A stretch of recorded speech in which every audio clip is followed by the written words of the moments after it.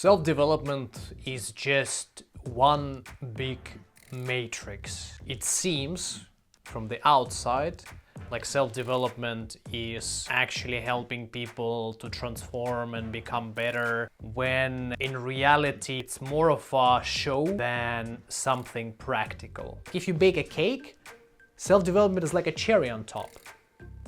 It's not the cake, it's not the layers of cake.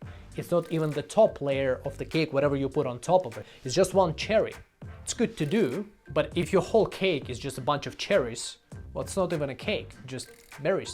When I was younger, I was kind of doing this self-development thing, meditating and not drinking coffee and dopamine detox and whatever it is that they are advising. I haven't really made substantial progress in life. Things haven't really changed much. Self-development's not physical, it's a made-up concept. You cannot track it like a scientific experiment. There is a scientific experiment where they took a lot of children and each child would come to an adult would say, here's one marshmallow to you, you can take it now, or if you come tomorrow, I will give you two. And those who came tomorrow, they were offered a choice. You can either take 2 marshmallows today, or if you come tomorrow, you'll get 4. And then they tracked the progress of those kids over time, and the children who were able to wait the longest, they were able to achieve more in their life. So this is something trackable, we can prove it. But self-development, it does sow some seeds and helps something good to grow in a person. But a lot of people just get stuck in it as in the Matrix. As they said in the Matrix Resurrection movie, Zion, the last human city of the original trilogy, has become a matrix of its own. And this is how I see self-development. Once you get there, it's good to get something valuable from there. It's healthy to meditate, it's healthy to take cold showers, it's good to expose yourself to those different things and pick the best, whatever works for you. But it's just such a minuscule part of life, because it's not about how much time you meditate, or how often and how long do you spend time under a cold shower, or whether you're able to do dopamine detox for a day or a week. What matters in life and what directly affects the quality of life is how much you work and how long you're able to stick to it. So any person who doesn't do self-development, even if we take 2 people who got interested in self-development, but one puts all of his free time into working towards his future, making money and learning skills and building connections, and the other one does half-half, so half of it he spends on self-development and half of it he does the same thing that the first person is doing full-time, the first person is going to achieve far more in life, because the other person is going to be escaping doing what he has to do in order to feel good first before actually doing it. Of course it's good to self-develop, but would you rather self-develop when you're broke?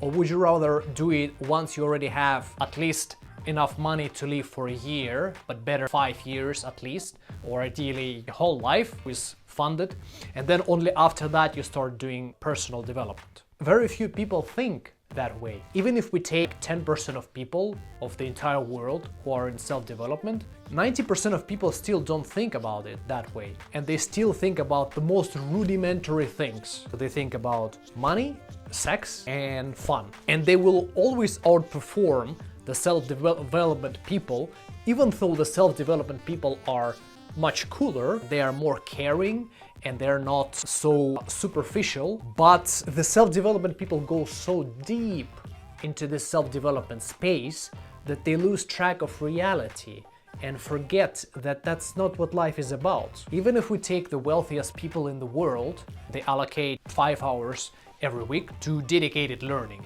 but that's only 5 hours.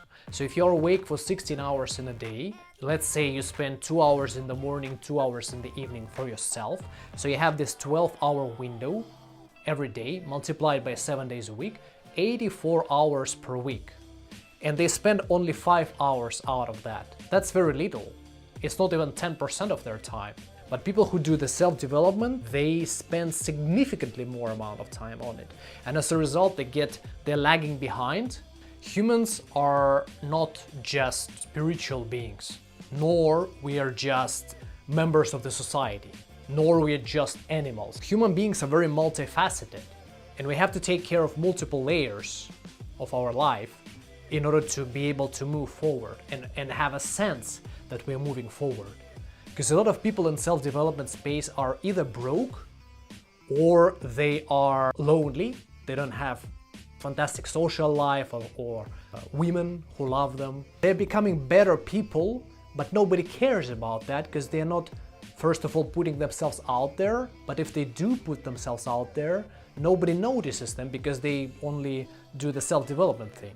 So self-development is something that is a small fraction of life. It's quite frustrating. I have a lot of these things I want to share, but I've been held back by them because I look at what gets traction. Let's say self-development, right? It's very popular, but that doesn't work. Like it's just like this one little thing, but it's something that could become a part of something bigger. And it only becomes a matrix for a lot of people when they get drowned by it. This is probably the best example to give. It's probably similar to the ideas of communism and socialism, something that certain countries have had. Cuba and Soviet Union. It's very good on paper. Take all of the wealth in the world, share it across everybody, so everybody gets a pie. But it's not that simple, and it only looks good on paper, and it doesn't take into account a lot of facets of human psychology and societal behavior and how all the interconnected pieces of the system that we live in operate. So people have the desire to strive to become better instead of just doing the basic work. So self-development, it's kind of like that. It could suck you in because it looks very attractive, you know, becoming better. Just like communism looks very attractive because it's like taking and sharing. Robin Hood idea, but it only looks good on paper. It's been Edward. I'm gonna see you in the next video. Goodbye.